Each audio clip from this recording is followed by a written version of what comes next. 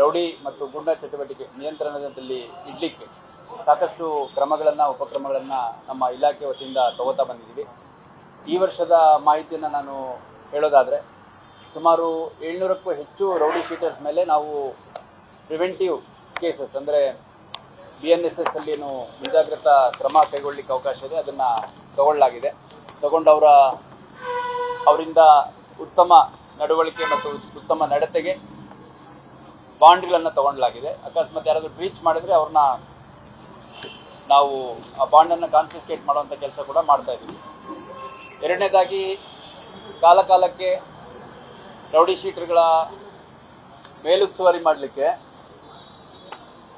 ನಮ್ಮ ಅಧಿಕಾರಿ ಮತ್ತು ಸಿಬ್ಬಂದಿಗಳು ನಿರಂತರವಾಗಿ ಅವರ ಚಲನವಲನವನ್ನು ಗಮನಿಸುವಂಥದ್ದು, ಅವ್ರು ಯಾವುದಾದ್ರು ಚಟುವಟಿಕೆಯಲ್ಲಿ ಭಾಗವಹಿಸಿದರೆ ಸಂಬಂಧಪಟ್ಟ ಪ್ರಕರಣಗಳಲ್ಲಿ ಅರೆಸ್ಟ್ ಮಾಡುವಂಥದ್ದು, ಅದೇ ರೀತಿಯಾಗಿ ಅವರ ಮನೆ ಅಗತ್ಯ ಬಿದ್ದಂಥ ಸಂದರ್ಭದಲ್ಲಿ ಅವ್ರ ಮನೆಗಳು, ಅವರ ಅಡ್ಡಗಳು, ಅವರು ವ್ಯವಹಾರ ನಡೆಸುವಂಥ ಜಾಗಗಳೇನಿದೆ ಅಲ್ಲಿ ಸರ್ಚ್ ಮಾಡುವಂಥದ್ದು, ರೌಡಿ ಶೀಟರ್ಸ್ ಪೆರೇಡ್ ಮಾಡುವಂಥದ್ದು, ಆಮೇಲೆ ಠಾಣೆಗಳಿಗೆ ACP ಆಫೀಸು, ನಮ್ಮ CCP ಆಫೀಸಿಗೆ ನಿರಂತರವಾಗಿ ಕರೆಸಿ ಅವರನ್ನ ಒಟ್ಟಿನಲ್ಲಿ ಯಾವುದೇ ಕಾರಣಕ್ಕೂ ಯಾವುದೇ ಒಂದು ಅಹಿತಕರ ಘಟನೆಯಲ್ಲಿ ಭಾಗಿಯಾಗದಂತೆ ಎಚ್ಚರಿಕೆ ಕೊಡುವಂಥ ಕೆಲಸ ಕೂಡ ಮಾಡಿದ್ದೀವಿ. ಅದರ ಜೊತೆಗೆ ಸುಮಾರು 83 ಜನರ ಮೇಲೆ ನಾವು ಎಕ್ಸ್ಟರ್ನಮೆಂಟ್ ಅಂದರೆ ಗಡೀಪಾರ ಆದೇಶವನ್ನು ಈ ವರ್ಷದಲ್ಲಿ ಮಾಡಿದ್ವಿ. ಅದ್ರ ಜೊತೆಗೆ 4 ಜನರ ಮೇಲೆ ನಾವು ಗೂಂಡಾ ಆ್ಯಕ್ಟ್ ಕಾಯ್ದೆಯನ್ನು ಜಾರಿ ಮಾಡಿದ್ವಿ. ಗೂಂಡಾ ಆ್ಯಕ್ಟ್ ಅಂತ ನಾವು ಸರ್ವೇ ಸಾಮಾನ್ಯವಾಗಿ ಕರೆಯುವಂಥದ್ದು. ಈ ಕಾಯ್ದೆ ಹೆಸರು ಕರ್ನಾಟಕ ಕಳ್ಳಬಟ್ಟಿ ವ್ಯಾಪಾರಿಗಳ, ಮಾದಕ ವಸ್ತು ಅಪರಾಧಿಗಳ, ಜೂಜುಕೋರರ, ಗೂಂಡಾಗಳ, ಅನೈತಿಕ ವ್ಯವಹಾರ ಅಪರಾಧಿಗಳ, ಕೊಳಚೆ ಪ್ರದೇಶಗಳನ್ನು ಕಬಳಿಸುವವರ, ವಿಡಿಯೋ ಅಥವಾ ಆಡಿಯೋ ಪೈರೇಟ್ ಚಟುವಟಿಕೆಗಳ ತಡೆ ಅಧಿನಿಯಮ 1985. ಇದನ್ನು ನಾವು ಗೂಂಡಾ ಆ್ಯಕ್ಟ್ ಅಂತ ಜನರಲ್ಲಿ ಕರಿತೀವಿ. ಅದರಲ್ಲಿ 4 ಜನರ ಮೇಲೆ ನಾವು ಗೂಂಡಾ ಆ್ಯಕ್ಟನ್ನು ಜಾರಿ ಮಾಡಿದ್ವಿ. ಒಬ್ಬ ಸಾಗರ್ ಲಕ್ಕುಂಡಿ ಅಂತ, ಅವನಿಗೆ 28 ವರ್ಷ, ಹಳೆ ಹುಬ್ಬಳ್ಳಿ ಪೊಲೀಸ್ ಠಾಣೆಯಲ್ಲಿ 8 ಪ್ರಕರಣಗಳು ಮತ್ತು 4 ಪ್ರಿವೆಂಟಿವ್ ಕೇಸಸ್ ಇದೆ. ಲಕ್ಷ್ಮಣ್ ಅಲಿಯಾಸ್ ಗಬ್ಯಾ ಬಳ್ಳಾರಿ ಅಂತಿತ್ತು, 30 ವರ್ಷ, ಬೆಂಡಿಗೇರಿ ಪೊಲೀಸ್ ಠಾಣೆಯಲ್ಲಿ ಮಾಡಿದ್ವಿ. ಇದರ ಮೇಲೆ 13 ಪ್ರಕರಣಗಳು ಮತ್ತು 4 ಮುಂಜಾಗ್ರತಾ ಕ್ರಮಗಳಲ್ಲಿ ಪ್ರಕರಣಗಳಿತ್ತು. ಮಂಜುನಾಥ್ ಅಲಿಯಾಸ್ ಸೈಂಟಿಸ್ಟ್ ಮಂಜು ಅನ್ನುವಂಥವನು 36 ವರ್ಷ, ಕೇಶವಾಪುರ ಪೊಲೀಸ್ ಠಾಣೆಯಲ್ಲಿ ಒಟ್ಟು 34 ಪ್ರಕರಣಗಳು ಇವನ ಮೇಲಿತ್ತು ಮತ್ತು 6 PR ಪ್ರಕರಣಗಳಿತ್ತು. ಅದೇ ರೀತಿ ದಾವೂದ್ ನದಾಫ್ 32 ವರ್ಷ, ಶಹರ ಪೊಲೀಸ್ ಠಾಣೆ, ಇವನ ಮೇಲೆ 17 ಪ್ರಕರಣಗಳು ಮತ್ತು 10 ಮುಂಜಾಗ್ರತಾ ಕ್ರಮದಲ್ಲಿ ಪ್ರಕರಣಗಳು ದಾಖಲಾಗಿತ್ತು. ಈ 4 ವ್ಯಕ್ತಿಗಳ ಮೇಲೆ ನಾವು ಜೂನ್ ತಿಂಗಳಲ್ಲಿ ಗೂಂಡಾ ಕಾಯ್ದೆಯನ್ನು ಜಾರಿ ಮಾಡಿ ಬಳ್ಳಾರಿ, ಮೈಸೂರು, ಮಂಗಳೂರು ಸೇರಿದಂತೆ ಬೇರೆ ಬೇರೆ ಜೈಲುಗಳಿಗೆ ಬಿಟ್ಟು ಬರುವಂಥ ಕೆಲಸ ಮಾಡಿದ್ವಿ. ಮತ್ತು ನಿಯಮಗಳ ಪ್ರಕಾರ ಗೂಂಡಾ ಕಾಯ್ದೆಯಲ್ಲಿ ನಾವು ಮಾಹಿತಿಯನ್ನು ಇಮಿಡಿಯೇಟಾಗಿ ನಮ್ಮ ಮುಖ್ಯ ಕಚೇರಿಗೂ ಮತ್ತು ಬೇರೆ ಬೇರೆ ಕಚೇರಿಗಳಿಗೆ ಕಾಂಪಿಟೆಂಟ್ ಅಥಾರಿಟೀಸ್ ಅಂತ ಯಾರು ಇರ್ತಾರೆ ಅವ್ರಿಗೆ ನಾವು ಕಳಿಸ್ಬೇಕಾಗತ್ತೆ. ಅದೇ ರೀತಿ ಅಡ್ವೈಸರಿ ಬೋರ್ಡ್ ಅಂತ ಇರುತ್ತೆ ನಮ್ಮ ಉಚ್ಚ ನ್ಯಾಯಾಲಯದಲ್ಲಿ. ಆ ಅಡ್ವೈಸರಿ ಬೋರ್ಡಲ್ಲಿ ಕಮಿಷನರ್ ಅಥವಾ ಈಗ ಪೊಲೀಸ್ ಕಮಿಷನರ್ ಅಥವಾ DC, ಈಗ ನಾನು ಹೆಚ್ಚುವರಿ ಜಿಲ್ಲಾ ದಂಡಾಧಿಕಾರಿ, ಅವ್ರಿಗೆ ಏನು ಇಕ್ವಲೆಂಟ್ ಪವರ್ಸ್ ಇದೆ ಅಬೌಟ್ ಗೂಂಡಾ ಆ್ಯಕ್ಟ್ ಎನ್ಫೋರ್ಸ್ಮೆಂಟ್, ಅದರ ಅಡಿಯಲ್ಲಿ ನಾನು ಚಲಾಯಿಸಿರುವಂಥ ಆದೇಶ ಏನಿದೆ ಆ ಆದೇಶದ ಸಮರ್ಪಕತೆ ಎಷ್ಟಿದೆ ಅನ್ನುವಂಥದ್ದು ಸಲಹಾ ಮಂಡಳಿ, ಉಚ್ಚ ನ್ಯಾಯಾಲಯದ ಸಲಹಾ ಮಂಡಳಿ ಇರುತ್ತೆ, ಅಡ್ವೈಸರಿ ಬೋರ್ಡ್ ಅಂತ ಕರಿತೀವಿ. ಅದರಲ್ಲಿ ವೆಟ್ಟಿಂಗ್ ಮಾಡ್ತಾರೆ, ಅಂದರೆ ಇದು ಸರಿ ಇದೆಯೋ ಇಲ್ಲೋ ಅಂತ.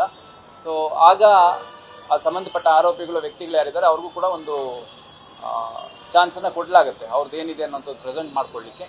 ಸೊ ಈ 4 ಜನರ ಮೇಲೆ ಉಚ್ಚ ನ್ಯಾಯಾಲಯದ ಸಲಹಾ ಮಂಡಳಿಯಲ್ಲಿ ಕೂಡ ಪೊಲೀಸರು ಕೈಗೊಂಡಿರುವಂಥ ಕ್ರಮ ಸರಿ ಇದೆ ಅಂತಂದು ಸುಮಾರು 1 ವರ್ಷಗಳ ಕಾಲ ನಮ್ಮ ಆದೇಶವನ್ನು ಜಾರಿ ಮಾಡ್ಬೋದು ಅನ್ನೋದಾಗಿ ತೀರ್ಪು ನೀಡಿದ್ದಾರೆ. ಸೊ ಇದರಲ್ಲಿ ಜೂನ್ ತಿಂಗಳಲ್ಲಿ ನಾವು ಅವ್ರನ್ನ ಬಂಧನ ಮಾಡಿದ್ದು, ಅಂದರೆ ಮುಂದಿನ ವರ್ಷ ಜೂನ್ವರೆಗೂ ಅವ್ರನ್ನ ನ್ಯಾಯಾಂಗ ಬಂಧನದಲ್ಲಿ ಇಡಲಿಕ್ಕೆ ಕೋರ್ಟ್ ಆದೇಶ, ಅಂದರೆ ಸಲಹಾ ಮಂಡಳಿ, ಉಚ್ಚ ನ್ಯಾಯಾಲಯದ ಸಲಹಾ ಮಂಡಳಿ ಆದೇಶ ಕೂಡ ನಮ್ಮ ಒಂದು ಆದೇಶವನ್ನು ಅಪ್ರೂವ್ ಮಾಡಿದೆ. ಅದೇ ರೀತಿ ಇವರನ್ನು ಭೇಟಿ ಮಾಡುವಂಥವ್ರು, ಇವ್ರ ಜೊತೆ ಸಂಪರ್ಕ ಇಟ್ಕೊಳ್ಳುವಂಥವ್ರು, ಮತ್ತು ಅವರಿಂದ ಜೈಲು ಒಳಗಡೆ ಇದ್ದು ಏನಾದರೂ ಸೂಚನೆಗಳು ತೊಗೊಂಡು ಇಲ್ಲಿ ಬೇರೆ ರೀತಿ ಕ್ರಮಗಳು ಕೈಗೊಳ್ಳುವಂಥದ್ದು, ಚಟುವಟಿಕೆಗಳಲ್ಲಿ ಭಾಗವಹಿಸುವಂಥದ್ದು ಅಂತ ಅವರೆಲ್ಲರ ಮೇಲೆ ಕೂಡ ವಾಚ್ ಇಡಲಾಗುತ್ತೆ. ಮತ್ತು ಇನ್ನೂ ಹೆಚ್ಚುವರಿಯಾಗಿ ಕೆಲವ್ರ ಮೇಲೆ ನಾವು ಗೂಂಡಾ ಆ್ಯಕ್ಟನ್ನು ಜಾರಿ ಮಾಡೋ ನಿಟ್ಟಿನಲ್ಲಿ ಈಗಾಗಲೇ ಪೇಪರ್ ವರ್ಕ್ ಸ್ಟಾರ್ಟ್ ಮಾಡಿದ್ದೇವೆ. ಮತ್ತು ಯಾರು ಈ ಮಾದಕ ವಸ್ತುಗಳು ಮಾರಾಟ ಇರ್ಬೋದು ಅಥವಾ ಹ್ಯಾಬಿಚುವಲ್ ಕನ್ಸಂಪ್ಷನ್ ಇರ್ಬೋದು, ಅದರಲ್ಲಿ ಟ್ರೇಡಿಂಗ್ ಮಾಡುವಂಥದ್ದು, ಅಂಥವ್ರಿಗೆ ಸಹಕರಿಸುವಂಥದ್ದು, ಅವ್ರ ಮೇಲೆ ಈಗಾಗಲೇ ನಾವು ಒಟ್ಟು 18 ಜನರ ಮೇಲೆ ಗಡೀಪಾರ ಆದೇಶ ಮಾಡಿದ್ದೀವಿ. ಅಷ್ಟಾಗಿಯೂ ಇನ್ನೂ ಯಾರು ಆ್ಯಕ್ಟಿವ್ ಆಗಿದ್ದಾರೆ ಮತ್ತು ರೀಸೆಂಟ್ ಟೈಮ್ಸಲ್ಲಿ ಕಾಸ್ ಆಫ್ ಆ್ಯಕ್ಷನ್ ಇದ್ದು ಕೇಸಸ್ ಆಗಿದೆ, ಮಲ್ಟಿಪಲ್ ನಂಬರ್ ಆಫ್ ಕೇಸಸ್ ಆಗಿದೆ, ಅವ್ರ ಮೇಲೆ ಒಂದು PIT NDPS ಅಂತ ಒಂದು ಕಾಯ್ದೆ ಇದೆ. ಅಂದರೆ ಈ ಗೂಂಡಾ ಆ್ಯಕ್ಟಿಗೆ ಪ್ಯಾರಲಲ್ ಇರುವಂಥ ಕಾಯ್ದೆ ಅದು. ನಾರ್ಕೋಟಿಕ್ ಡ್ರಗ್ಸಲ್ಲಿ ಯಾರು ಡೀಲ್ ಮಾಡ್ತಾರೆ, ಯಾರು ಅದರಲ್ಲಿ ಆರೋಪಿಗಳಿರ್ತಾರೆ ಅವ್ರ ಮೇಲೆ ಜಾರಿ ಮಾಡುವಂಥದ್ದು. ಅದನ್ನು ಕೂಡ ನಾವು ಕೆಲವ್ರ ಮೇಲೆ ಜಾರಿ ಮಾಡಲಿಕ್ಕೆ ಈಗಾಗಲೇ ಕ್ರಮ ಕೈಗೊಳ್ತಾ ಇದ್ದೇವೆ. ಅದೇ ರೀತಿ ಈ ಬೇರೆ ಬೇರೆ ಅಕ್ರಮ ಚಟುವಟಿಕೆಗಳು, ಕಾನೂನು ಬಾಹಿರ ಕೃತ್ಯಗಳು, ಅದೇ ರೀತಿ ಈಗಾಗಲೇ 83 ಗಡೀಪಾರ ಆದೇಶ ಏನಾಗಿತ್ತು ಅದು ಹೆಚ್ಚಾನೆಚ್ಚು ರೌಡಿ ಶೀಟರ್ಸು ಮತ್ತು ಯಾರು ಕೊಲೆ ಪ್ರಯತ್ನದ ಪ್ರಕರಣಗಳಲ್ಲಿ ಭಾಗಿಯಾಗಿರ್ತಾರೆ ಅವ್ರ ಮೇಲಿತ್ತು. ಉಳಿದಂತೆ ರಾಬರಿ, ಡೆಕಾಯಿಟಿ, ಆಮೇಲೆ NDPS ಸೇರಿದಂತೆ ಇನ್ನೂ ಬೇರೆ ಬೇರೆ ರೀತಿ ಆರ್ಗನೈಸ್ ಕ್ರೈಮ್ಸಲ್ಲಿ ಇನ್ವಾಲ್ವ್ ಆಗಿರೋರ ಮೇಲೆ ಕೂಡ ನಾವು ಗಡೀಪಾರ ಆದೇಶವನ್ನು ಈಗಾಗಲೇ ಮಾಡಬೇಕು ಅಂತ ನಿರ್ಧರಿಸಿದ್ದೀವಿ. ಆದಷ್ಟು ಬೇಗ ಇನ್ನೂ ಹೆಚ್ಚಿನ ಜನರ ಮೇಲೆ ಮಾಡಿ ಅವಳಿ ನಗರವನ್ನು ಅತ್ಯಂತ ಶಾಂತಿಯುತವಾಗಿ ಇಟ್ಕೊಳ್ಳಿಕ್ಕೆ ಏನೆಲ್ಲ ಪ್ರಯತ್ನ ಬೇಕು ಅದನ್ನು ಮಾಡೋ ನಿಟ್ಟಿನಲ್ಲಿ ಪೊಲೀಸ್ ಇಲಾಖೆ ಭಾಳಷ್ಟು ಶ್ರಮಪಟ್ಟು ಕೆಲಸ ಮಾಡ್ತಾ ಇದೆ.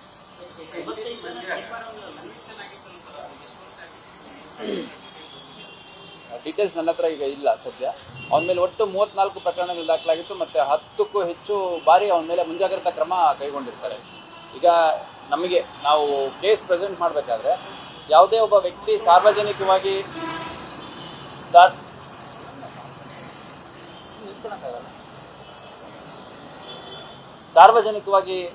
ಅವರು ಇರೋದ್ರಿಂದ ಸಾರ್ವಜನಿಕರ ಶಾಂತಿ ಮತ್ತು ನೆಮ್ಮದಿ, ಪಬ್ಲಿಕ್ ಆರ್ಡರ್ ಅದು ಭಂಗ ಆಗುತ್ತೆ ಅನ್ನೋದ್ರ ಹಿನ್ನೆಲೆಯಲ್ಲಿ ಈ ಒಂದು ಆದೇಶವನ್ನು ಮಾಡಿರ್ತೀವಿ. ಸೊ 4 ಜನರನ್ನ ನಮ್ಮ DCP law and order Nandagavi ಅವರು, ನಮ್ಮ DCP ಕ್ರೈಮ್ ರವೀಶ್ ಅವರು, ನಮ್ಮ ACPಗಳು ಚಿಕ್ಕಮಠ್ ಮತ್ತು ನಮ್ಮ ಶಿವಪ್ರಕಾಶ್, ಅದೇ ರೀತಿ ನಮ್ಮ CCRP ವಿಜಯ್ ಕುಮಾರ್ ಸೇರಿದಂತೆ ಯಾವ ಠಾಣೆಗಳಲ್ಲಿ ಇದನ್ನು ಜಾರಿ ಮಾಡಿದ್ದಾರೆ ಸಂಬಂಧಪಟ್ಟ ಇನ್ಸ್ಪೆಕ್ಟರ್ಸು, ಬೆಂಡಿಗೇರಿ, ಓಲ್ಡ್ ಹುಬ್ಳಿ, ಆಮೇಲೆ ಶಹರ ಪೊಲೀಸ್ ಠಾಣೆ ಮತ್ತು ಕೇಶವಾಪುರ, ಈ 4 ಪೊಲೀಸ್ ಠಾಣೆಯಲ್ಲಿ ಯಾರು ಇನ್ಸ್ಪೆಕ್ಟರ್ಗಳಿದ್ದರು ಅವೆಲ್ಲ ಸಿಬ್ಬಂದಿಗಳು ಯಾರು ಇದರಿಂದ ವರ್ಕ್ ಮಾಡಿದರು ಅವ್ರಿಗೆಲ್ಲ ನಾನು ಅಭಿನಂದನೆಗಳು ಸಲ್ಲಿಸಲಿಕ್ಕೆ ಇಷ್ಟಪಡ್ತೀನಿ.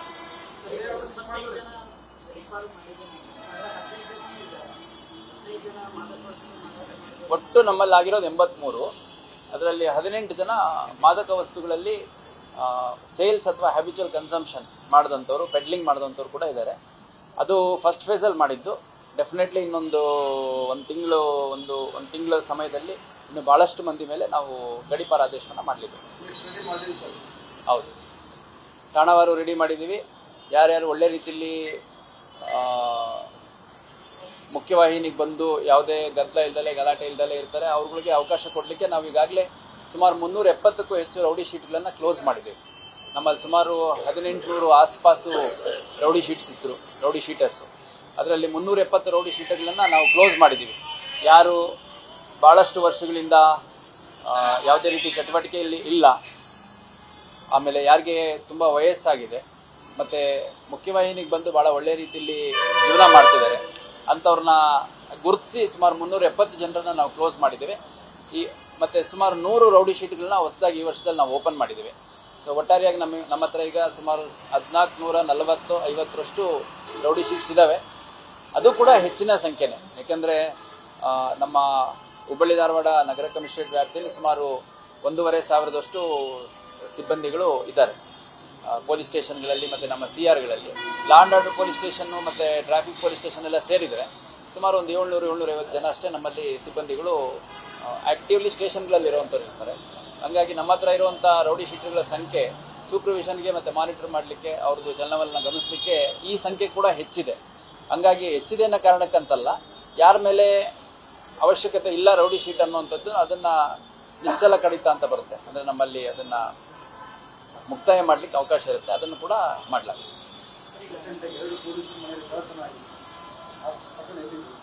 ಪತ್ತೆ ಮಾಡ್ತಾ ಇದ್ದೀವಿ. ನಮ್ಮ ಸಬರ್ಬನ್ ಪೊಲೀಸ್ ಠಾಣೆಯಲ್ಲಿ ನಾನು ರಜಾ ಹೋಗಿದ್ದೆ ಅವತ್ತು ನಾನು ವಿಸಿಟ್ ಮಾಡೋಕ್ಕಾಗಿಲ್ಲ. ಇವತ್ತು ವಿಸಿಟ್ ಮಾಡಿಬಿಟ್ಟು ಪತ್ತೆ ಮಾಡಬೇಕಾಗುತ್ತೆ. ಯಾಕಂದರೆ ಈಗ ಒಂದು ನಮ್ಮ ಪೊಲೀಸ್ ಠಾಣೆ, ನಮ್ಮ ಪೊಲೀಸ್ ಕ್ವಾರ್ಟರ್ಸ್ ಏನಿದೆ ಅದು ಹಾರ್ಟ್ ಆಫ್ ದಿ ಸಿಟಿಲಿದೆ. ಅಲ್ಲಿ ಬಸ್ ಸ್ಟ್ಯಾಂಡ್ ಸೇರಿದಂತೆ, ರೈಲ್ವೆ ಸ್ಟೇಷನ್ ಸೇರಿದಂತೆ ಸಾಕಷ್ಟು ಮೊಬಿಲಿಟಿ ಇರುವಂಥ ಜಾಗ. ಹಂಗಾಗಿ ಕಳ್ಳತನ ಪ್ರಕರಣಗಳನ್ನು ದಾಖಲೆ ಮಾಡ್ಕೊಂಡು ಕೇಳಿದ್ದೀನಿ. ಆದಷ್ಟು ಬೇಗ ಪತ್ತೆ ಮಾಡ್ತೀನಿ.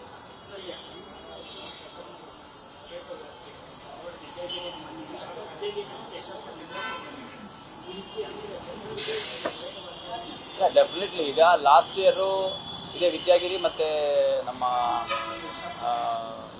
ಕಸ್ಬಾಪೇಟೆ, ಬೆಂಡಿಗೆರೆ ಈ ಕಡೆ ಕೆಲವು ಚೈನ್ ಸ್ನ್ಯಾಚರ್ಸ್ನ ಹಿಡಿದು ಅವರು ರೆಸಿಸ್ಟ್ ಮಾಡಿದಂಥ ಸಂದರ್ಭದಲ್ಲಿ ಅವ್ರ ಮೇಲೆ ಕನಿಷ್ಠ ಬಲ ಪ್ರಯೋಗ ಮಾಡಿ ಈಗಾಗಲೇ ಸಾಕಷ್ಟು ಜನ ಅರೆಸ್ಟ್ ಮಾಡಿದರು. ಕಳೆದ 7-8 ತಿಂಗಳುಗಳಲ್ಲಿ ಯಾವುದೇ ರೀತಿ ಚೈನ್ ಸ್ನ್ಯಾಚಿಂಗ್ ಆಗಿರಲಿಲ್ಲ. ಮೊನ್ನೆ ಒಂದೇ ದಿನ 2 ಚೈನ್ ಸ್ನ್ಯಾಚಿಂಗು ನಮ್ಮ ವಿದ್ಯಾಗಿರಿ ಪೊಲೀಸ್ ಠಾಣೆಯಲ್ಲಿ ಮತ್ತು ಕೇಶವಪುರ ಪೊಲೀಸ್ ಠಾಣೆಯಲ್ಲಿ ಆಗಿದೆ. ಸೊ ಅದನ್ನು ಆದಷ್ಟು ಬೇಗ ಪತ್ತೆ ಮಾಡ್ತೀವಿ. ಮತ್ತು ಆ ರೀತಿ ಘಟನೆಗಳು ಮತ್ತೆ ಮರುಕಳಿಸ್ದಂಗೆ ಇನ್ನೂ ಮುಂಜಾಗ್ರತಾ ಕ್ರಮ ಏನು ತಗೋಬೇಕು ಅದನ್ನು ತಗೊಂಡಂಥ ಕೆಲಸ ಮಾಡೋಣ. Thank you. ಹೆಚ್ಚಿನ ವಿಡಿಯೋಗಳಿಗೆ ಪ್ರತಿಧ್ವನಿ ಯೂಟ್ಯೂಬ್ ಚಾನೆಲ್ ಸಬ್ಸ್ಕ್ರೈಬ್ ಮಾಡಿ, ಬೆಲ್ ಐಕಾನ್ ಕ್ಲಿಕ್ ಮಾಡಿ.